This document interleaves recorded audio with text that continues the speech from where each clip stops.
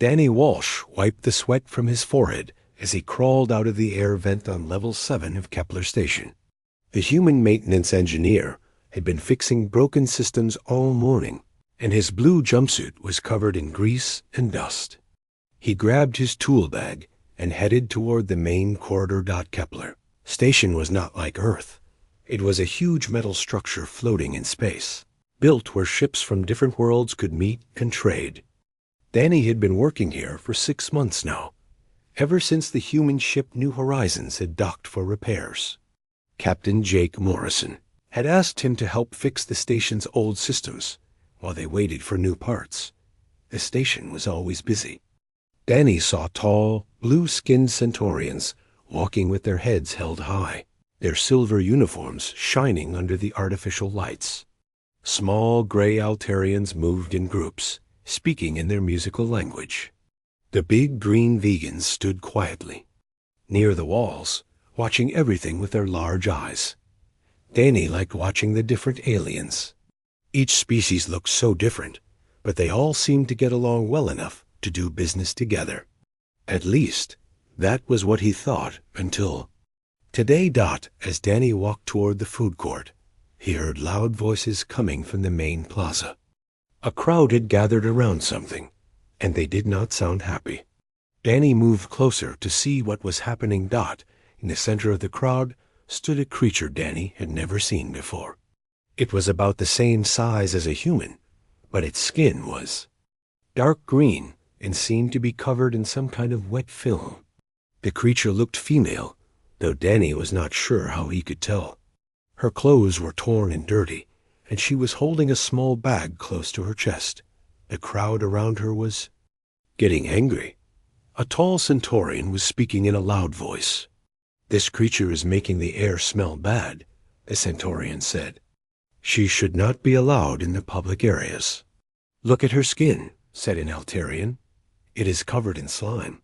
She will make everything dirty." A vegan stepped forward. "My people's sensors show that she is giving off chemicals. This could be dangerous to our health." The creature in the center tried to speak. Her voice was soft and had a strange accent when she used the common trade language. "Please," she said, "I only need passage to the outer systems." "I have credits to pay?" "No ship will take you," laughed a Centaurian trader. "You smell like rotting plants. Our customers would complain." "And look at that film on your skin," added another alien. "It looks like you have not washed in months. How do we know you are not carrying diseases?" Danny watched as the creature's shoulders dropped. She looked around at all the angry faces, then looked down at the floor. She seemed so alone and scared. Station security arrived. 2 large robots rolled up to the crowd, their red lights flashing. "What is the problem here?" asked the lead security bot in its mechanical voice. "This alien is disturbing the peace," said the Centaurian. "She is making customers uncomfortable with her smell and appearance." The security bot scanned the creature with a blue light. Species, Zephyrian. Status, refugee. No criminal record found. "I do not care what she is," said an Altarian merchant. "She is bad for business. Make her leave." "Please," the creature said again. "I just need help getting to the outer colonies. My people are scattered. I am trying to find my family." "Find them somewhere else," said another trader. "Not here." The security bot's voice was cold. "You are asked to leave the commercial district. If you do not comply, you will be removed by force." The creature looked around one more time, hoping someone would help her. But every face in the crowd looked disgusted or angry. No one stepped forward. Danny felt something twist in his stomach. He had seen this before, back on Earth. He remembered old history lessons about how people used to treat others who were different. His grandmother had told him stories about times when people were judged by how they looked instead of who they were. The creature started to walk away, moving slowly through the crowd. The other aliens stepped back to avoid touching her. Some covered their noses. Danny heard them making disgusted sounds. "Good," said a Centaurian. "Maybe now the air will be clean again." "Someone should tell the station manager," said an Altarian. "We should not allow creatures like that on the station." Danny watched as the creature disappeared into a side corridor. The crowd began to break up, everyone going back to their business as if nothing had happened. But Danny could not forget the look in the creature's eyes. She had looked so hopeful when she asked for help, and so hurt when everyone turned away. The maintenance engineer stood there for a moment thinking. His captain had always said that humans should judge others by their actions, not their appearance.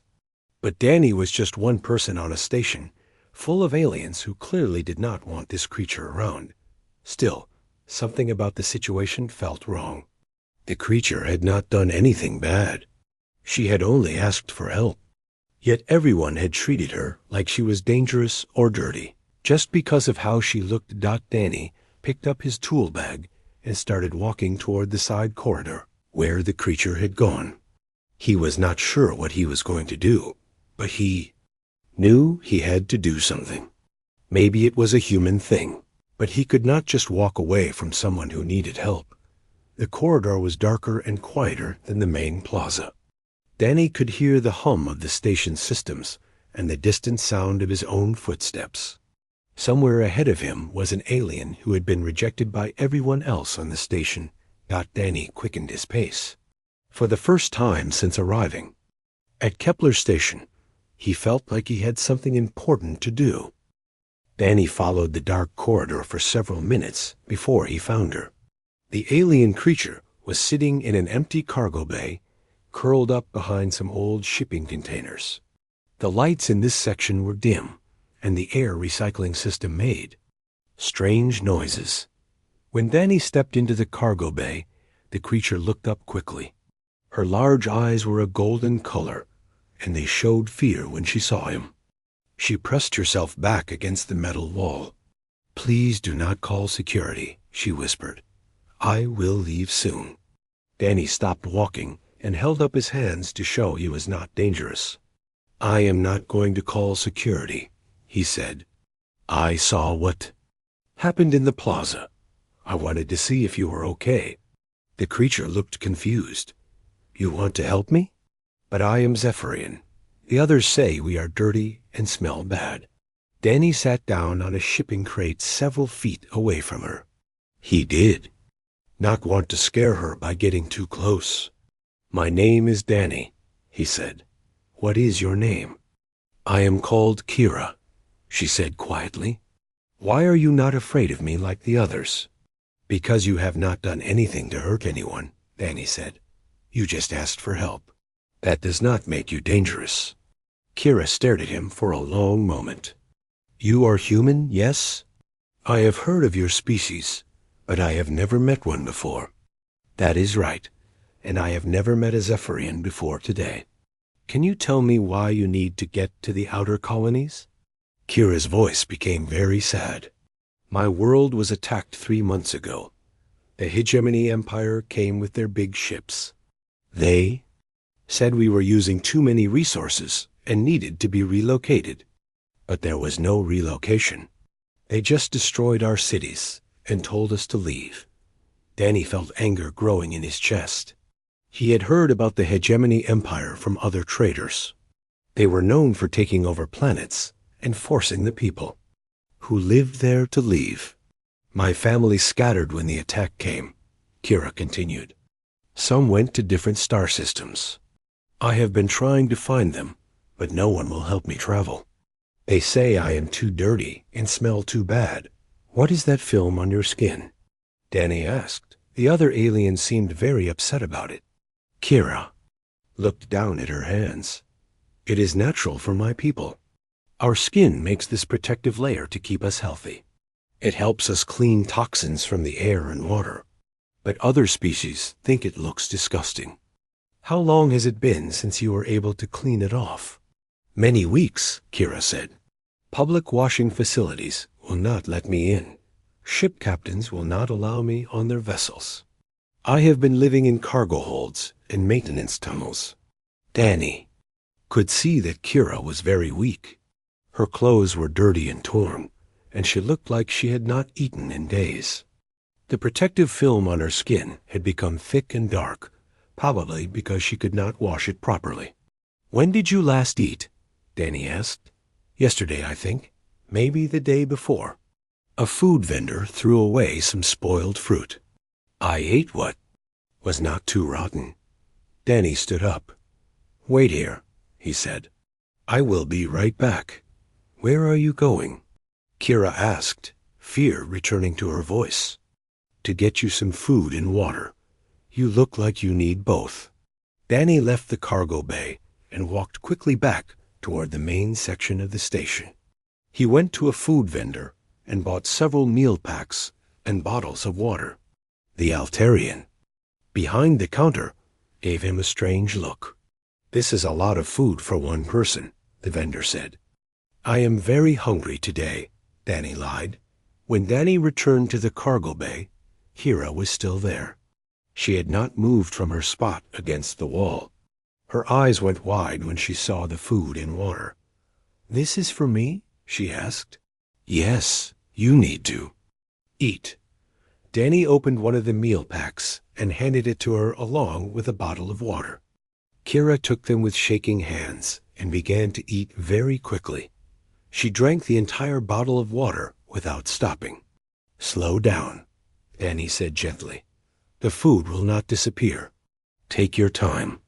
Kira slowed down a little, but Danny could see how hungry she was. She finished the first meal pack and looked hopefully at the second one. "Go ahead," Danny said. "Eat as much as you need." While Kira ate, Danny thought about what he could do to help her. The other species on the station clearly would not accept her, and she needed to clean herself properly. An idea started to form. In his mind, "Kira," he said, "you said your people need to wash regularly to stay healthy, right?" "Yes. The protective film becomes toxic if it stays on too long without cleaning. I am starting to feel sick from it." Danny made his decision. "I am going to take you to my ship. You can use our shower facilities to get clean." Kira stopped eating and stared at him. "Your ship? But your crew will not want a dirty alien there." "Let me worry about my crew," Danny said. "Right now, you need help, and I can provide it." "But why?" Kira asked. "Why would you risk trouble with your crew to help someone like me?" Danny thought about how to explain it. "On my world, we have a saying. We judge people by what they do, not by how they look. You have not done anything wrong. You are just trying to find your family. That makes you someone worth helping." Tears started to form in Kira's golden eyes. No one has been kind to me in so long. I had started to think that all species in the galaxy were cruel. "Not all," Danny said. "Come on. Let me show you that some of us still care about doing the right thing." Danny helped Kira stand up. She was weaker than he had thought, and she had to lean on him as they walked. The protective film on her skin did have a strange smell, but it was not as bad as the other aliens had made it seem. It just smelled different. Like plants after it rained. They made their way through the quieter corridors of the station toward the docking bay where the New Horizons was birthed. Danny hoped his crewmates would understand what he was doing.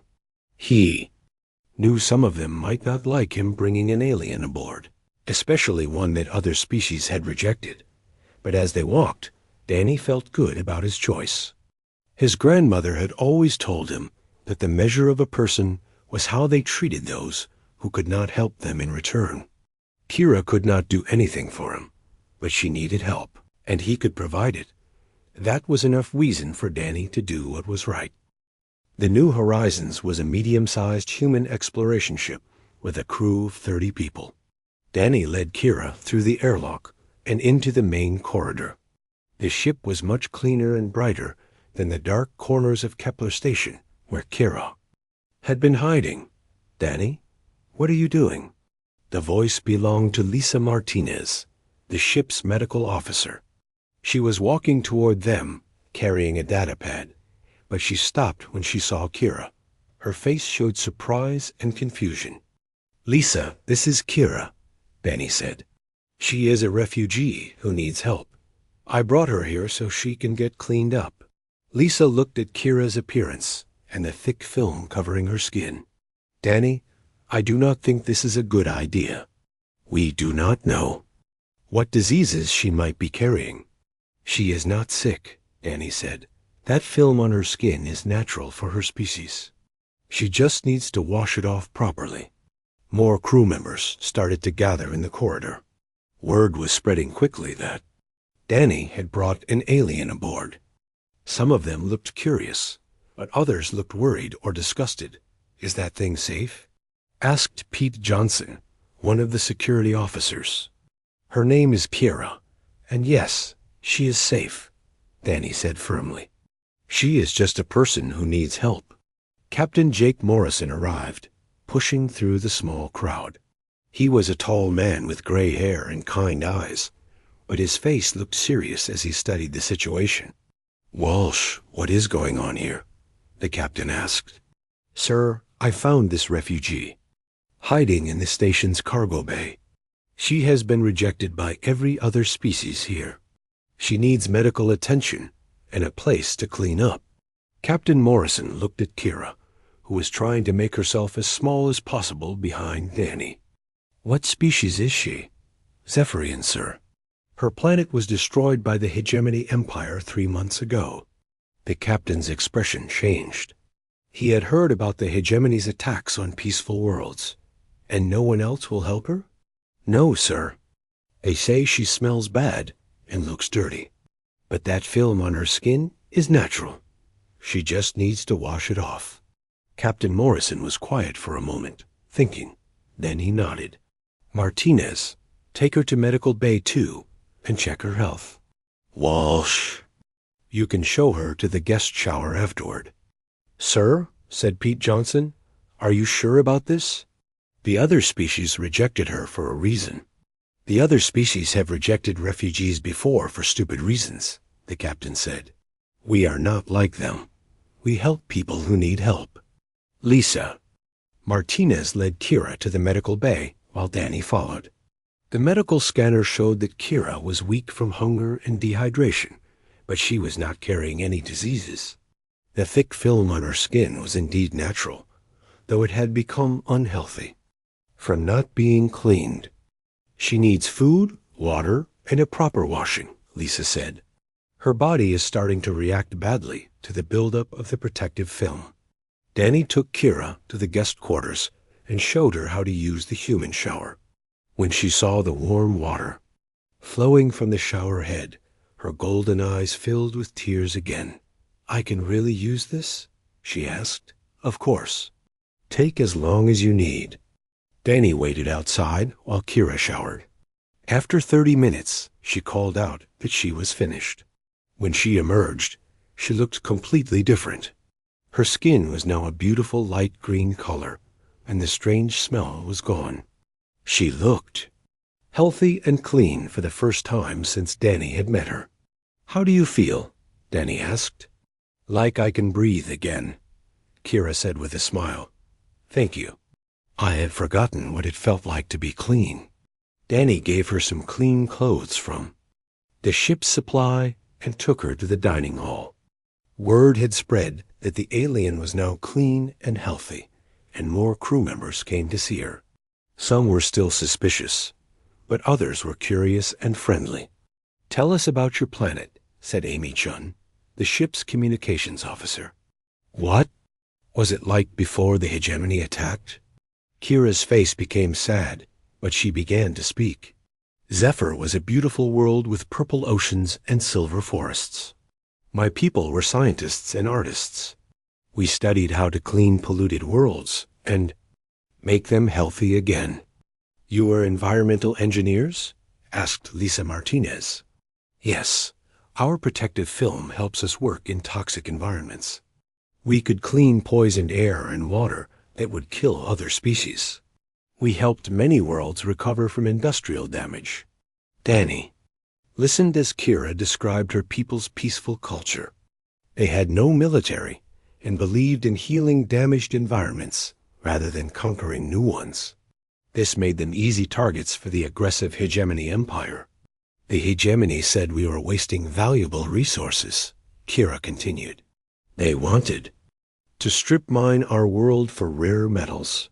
When we refused to leave, they attacked our cities. How many of your people survived? Asked Captain Morrison, who had joined the group. I do not know. We scattered in all directions when the attack came. Some escaped in small ships. Others hid in the wilderness. I have been searching for my family ever since. Why do other species treat you so badly? Amy asked. Kira looked down at her hands. Most species judge by appearance. Our protective film looks strange to them, and we smell different when we cannot wash properly. They think we are dirty or diseased. But you are not, said Danny. You are just different. Yes, but different often means dangerous to other species. They do not take time to learn about us. They just see our appearance and make judgments. Captain. Morrison leaned forward. On Earth, we have had similar problems throughout our history.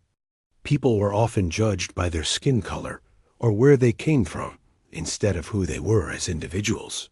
How did you solve this problem? Kira asked.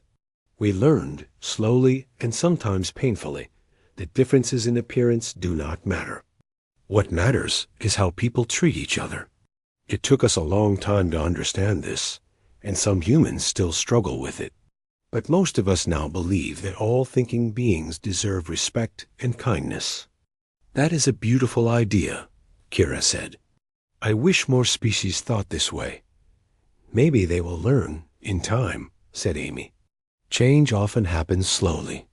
Over the next few hours, more crew members came to meet Kira. They asked about her culture, her knowledge of environmental science, and her experiences as a refugee. Danny watched as fear and suspicion gradually changed to curiosity and sympathy. By evening, Kira was sitting with a group of crew members, sharing stories and even laughing at some of their jokes.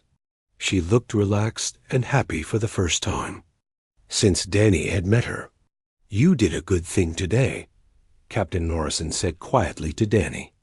That young woman was dying slowly, and no one else cared enough to help her. I just did what felt right, Danny replied. That is exactly what I mean. Other species saw her appearance and made judgments. You saw a person who needed help. That says something important about humans. Danny looked around the dining hall at his crewmates talking with Kira. Do you think we can help her find her family? We can try. But first, we need to make sure she is safe. I have a feeling her story is not over yet. The captain was right. None of them knew that Kira was much more important than she had told them, or that powerful enemies were already searching for her. For now, though, she was safe, clean, and surrounded by beings who saw her as a person worth helping. It was a good start. 3 days later, Danny was working in the engine room when the ship's alarm system started blaring. Red lights flashed in the corridors, and Captain Morrison's voice came over the communication system. All crew to stations. We have hegemony. Warships approaching the station. This is not a drill. Danny dropped his tools and ran to the bridge. Through the large windows, he could see 3 massive dark ships moving toward Kepler Station.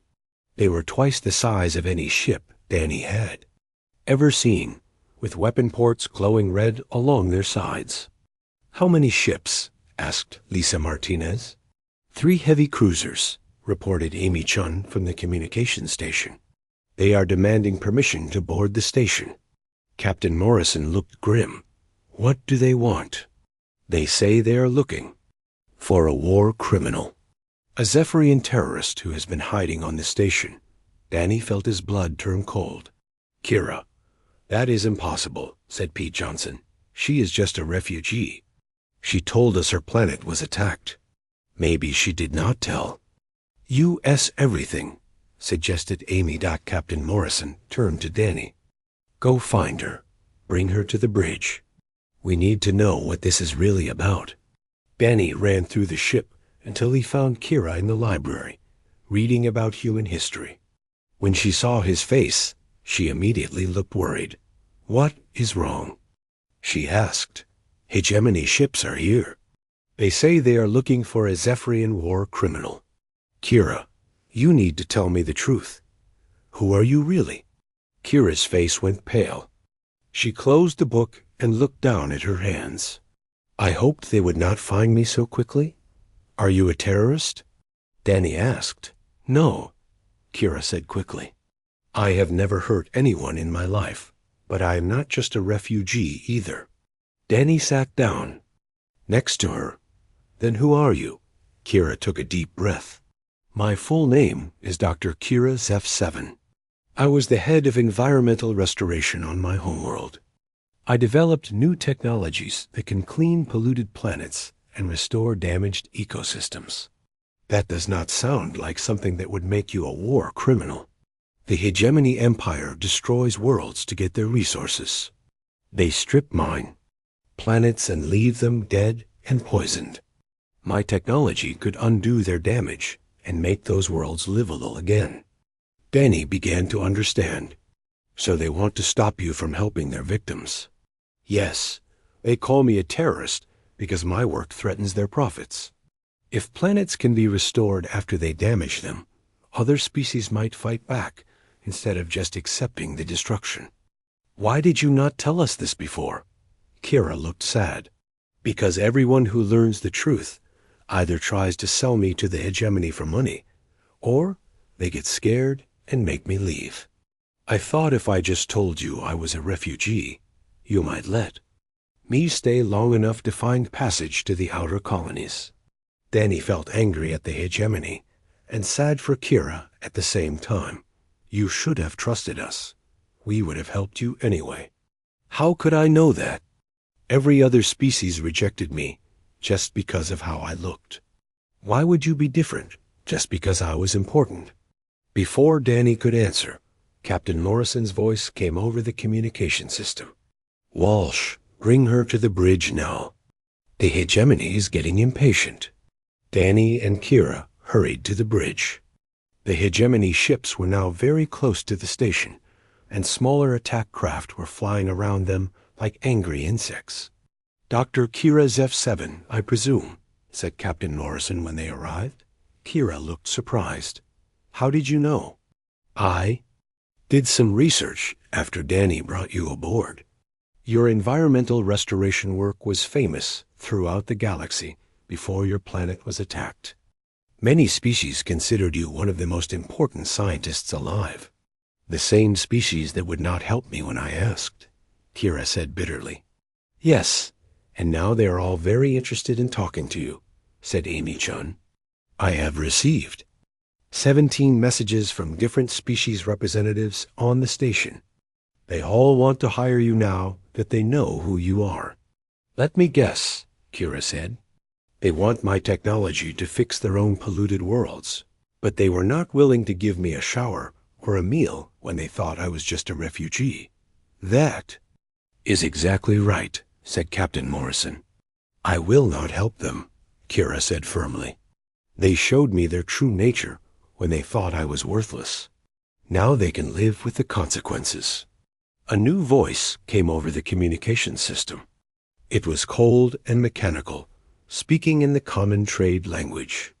"This is Commander Vex of the Hegemony Third Fleet.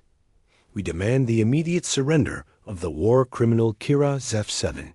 You have 10 minutes to comply, or we will take her by force." "What do you want to do?" Captain Morrison asked Kira. "I will not go with them," she said. "They will either kill me or force me to work for them. Either way, my knowledge will be used to help them destroy more worlds." "Then we have a problem," said Pete Johnson.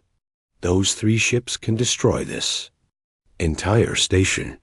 Captain Morrison was quiet for a moment, thinking. Then he turned to Amy-chan.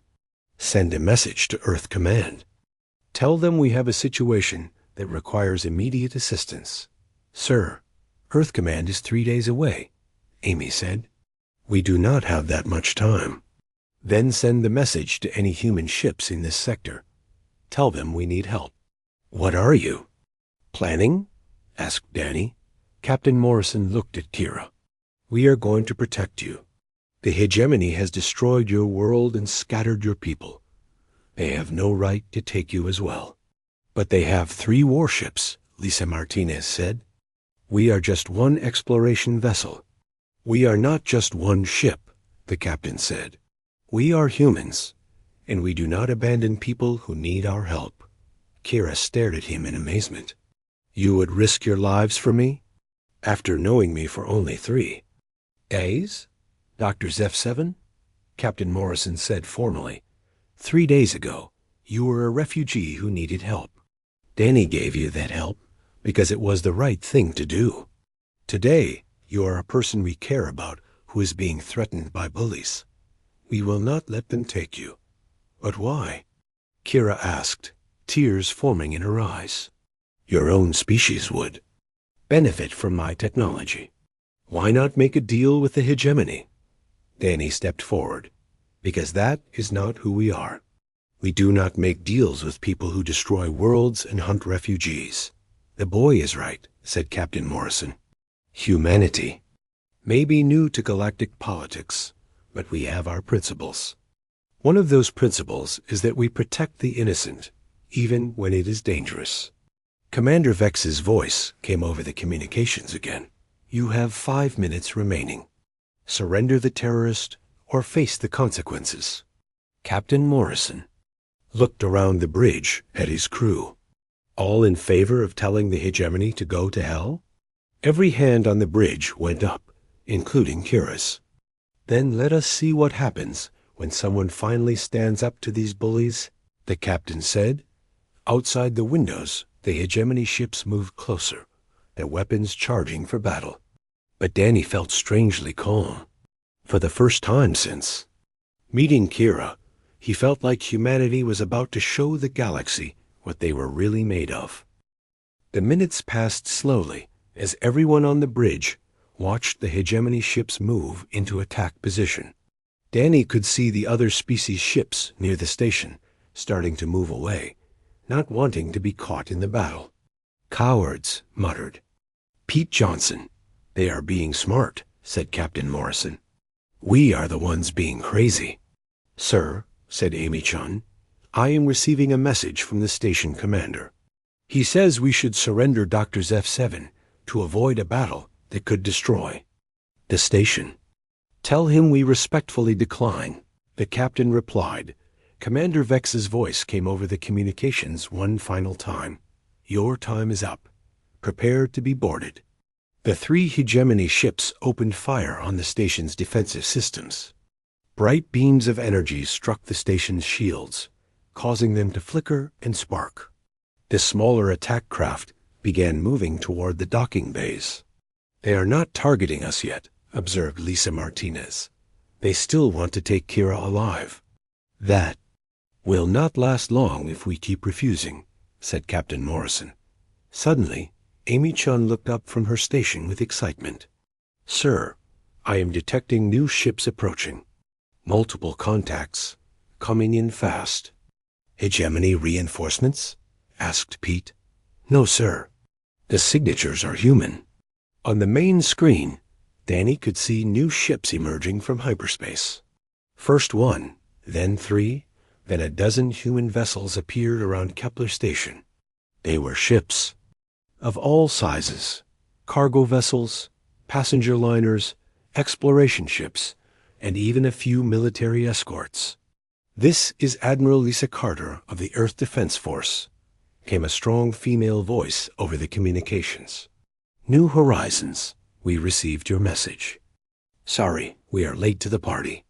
Captain Morrison smiled for the first time in hours. Admiral, we are very glad to see you. We brought some friends, Admiral Carter said. Every human ship within 2 days' travel heard your call for help. Funny how word spreads when someone is threatening one of our people. Danny looked at the screen in amazement. There were now 20 human ships surrounding the station, and more were still arriving. Cargo ships, passenger vessels, even civilian craft had come to help. How did they all get here so fast? He asked. Human ships have been spreading throughout this sector for months, Captain Morrison explained. We may be new to galactic politics, but we are not alone out here. Commander Vex's voice came over the communications, sounding less confident than before. This is Hegemony Command. You are interfering with a lawful arrest. Withdraw immediately. Admiral Carter's voice cut through the tension. Commander Vex, you have 30 seconds to begin withdrawing your forces. If you do not, we will consider your presence here an act of aggression against human interests. You cannot be serious, Vex replied. 3 ships against 20? You would start a war over one alien? We would start a war over what is right. Admiral Carter said, Dr. Zeph-7 is under human protection now. That protection is not negotiable. Danny watched the tactical display as the human ships powered up their weapons. The cargo vessels and passenger liners moved back, but they did not leave. Even the civilian ships were staying to show support. Sir, said Amy Chun, I am receiving messages from other species ships. The Altarians are offering medical support if there is a battle. The Centaurians are saying they will provide testimony about Dr. Zeph-7's peaceful work.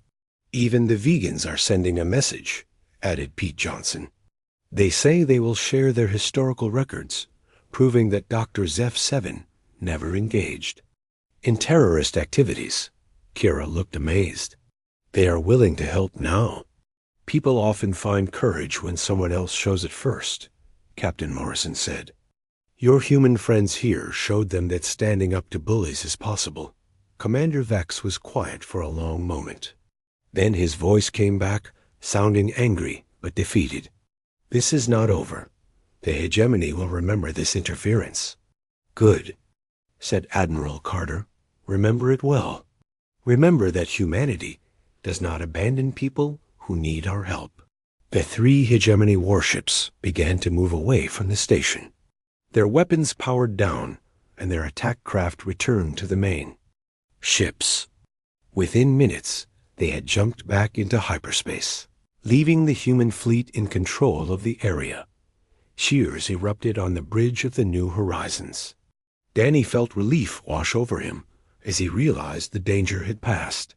Kira was safe, and humanity had made its first major statement in galactic politics.